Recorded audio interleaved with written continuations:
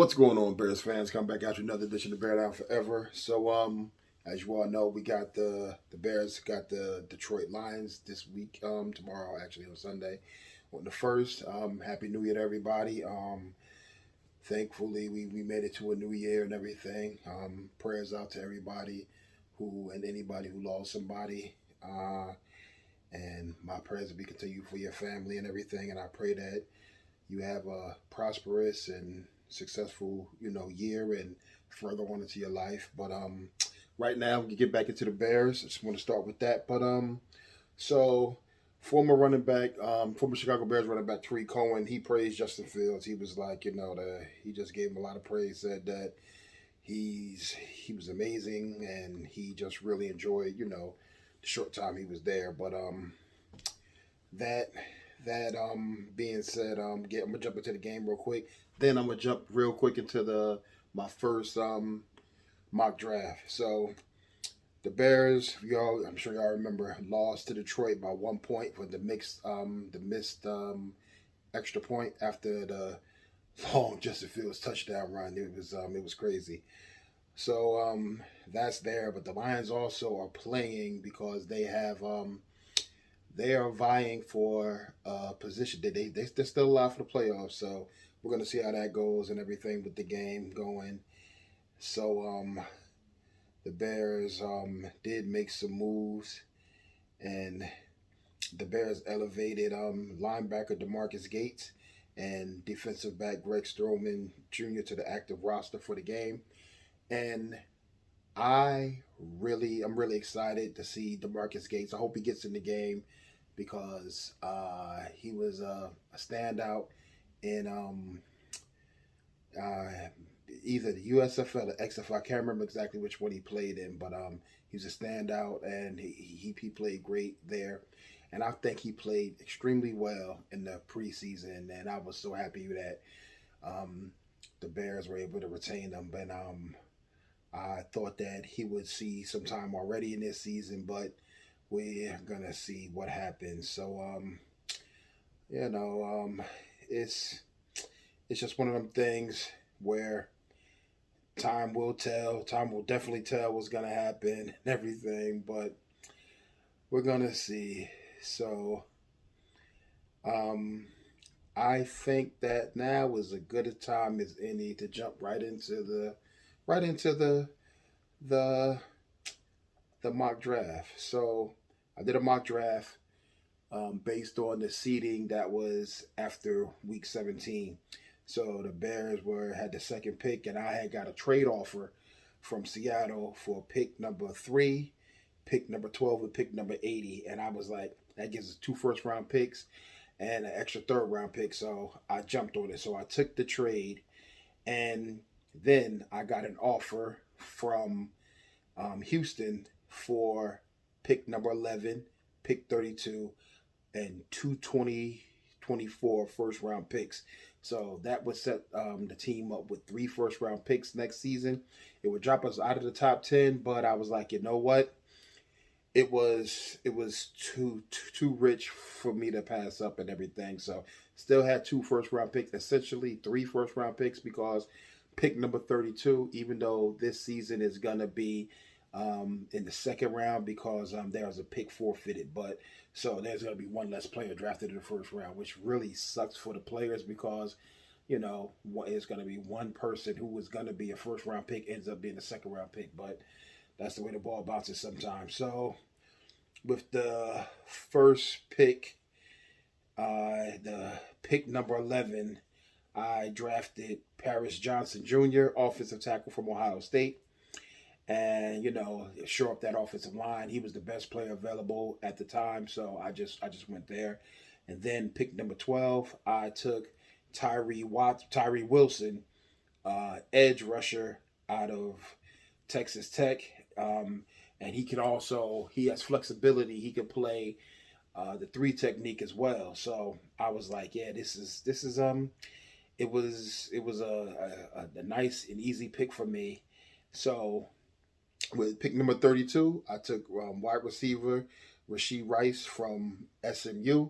I was happy to see him there, and I doubled down in the second round. So for pick number 56, I took Cedric Tillman, wide receiver out of Tennessee. Now, with pick 65, I went back to the edge and I took Andre Carter, the second out of Army. Now, he's a big guy. He's long. He's rangy. He I believe he had 18 and a half sacks in 2021.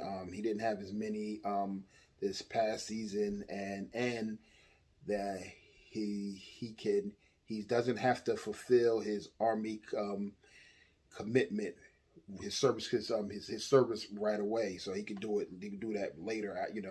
So I was like, good pick, because we definitely have to shore up that edge, that the rush period. The Bears need to get more pressure on the quarterbacks that they face and get more sacks and get more hits on the quarterback and cause turnovers. So I know there's people that said that in order to help Justin Fields, you have to get offense. But you think about it, some of the games they lost was strictly because of their defense. Don't get me wrong. You must get help for him on offense. It must. You have to shore up the offensive line. You have to get him some more weapons. Definitely. And I know I said that the Bears have weapons because I believe they do. There's players that's hurt right now and everything. And, I think Chase Claypool is going to be great with this team. It's just going to take some time before they get their continuity together. Because, again, like I'm going to say, I said it again. I said it before, I'm going to say it again. It's not Madden. You can't just put a player in there and everything just works out right. It doesn't happen like that. So, pick number 80, I drafted Owen Pappoe, linebacker out of Auburn, because definitely, we need help all over the place. And I made a few other trades and everything. I'll put all that stuff up there. And I drafted, with pick number 101, I drafted center out of Arkansas, Ricky Stromberg. And with pick number 133, I took Kenny McIntosh, running back out of Georgia. Now, I don't know. Now, again, I'm going to say this because I did this, of course, I'm not knowing what's going to happen in free agency because the season's still going on. Free agency is still, ways away. So when I do these mock drafts, leading up to, of course, I want to do one post free agency as well. But these mock drafts that I'm doing now are going to be, of course, before free agency. So I have no idea what's going to happen. I don't know what the situation with David Montgomery is going to be. So take a running back. So pick number 156, took Colby Wooden. And he's a defensive tackle out of Auburn. Again, trying to make sure we shore up that defensive line and get that run stuffers and players that fit into the system and everything. And pick number 169, I took Garrett Williams, a corner out of Syracuse. I do like the way the Bears secondary is playing. Got a lot of young players in there, and they're playing very well, I believe. But I think that it's just good to get depth in there. And plus, you never know. One of these guys could be, a stud, It could be like a Jack Sanborn type player. So, pick number 175, I took Diane Henley, linebacker out of Washington State.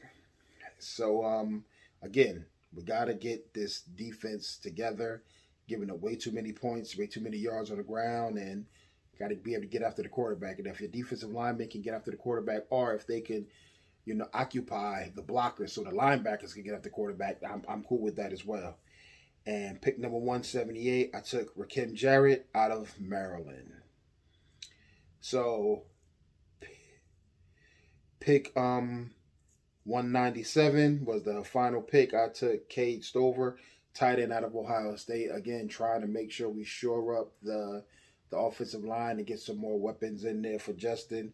So, it's just one of them things where the player try to take the best players available for what I believe that the Bears need.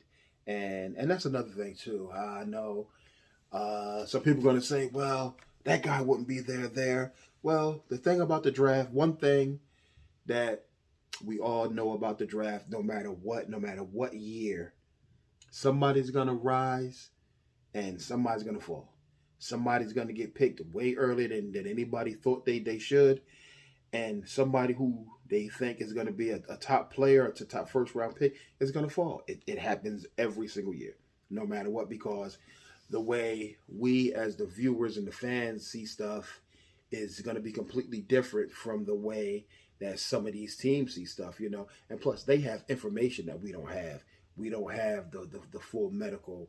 We don't have, like, you know, when they got busted and it got swept under the rug, but some scouts knew somebody who, and they know what happened, and it gets around. And some, just like Justin Fields, I mean, there is no way in the world I ever thought Justin Fields was going to fall to number 11. But I'm so, excuse me, so happy that he did. I'm ecstatic that he did, because I'm happy he's a Bear. Because Bear down forever. I mean, I'm saying, I was excited when he did that. So he became a Bear, and I'm happy that he's on the team and we get to cheer for this guy. So, you know, I'll be back early on game day to do a quick video. I'll put out, you know, the inactives and everything and my prediction for the game. So that's about it for right now. So y'all be safe out there, you know, enjoy New Year's Eve. If you go going out, please be responsible. There's a lot of crazy things happening out there. So like, comment, subscribe, tell a friend to tell a friend, you know, bear down forever, because we're going to be here forever. I appreciate y'all. I love y'all. Again, stay safe. Happy New Year to you. And I am out.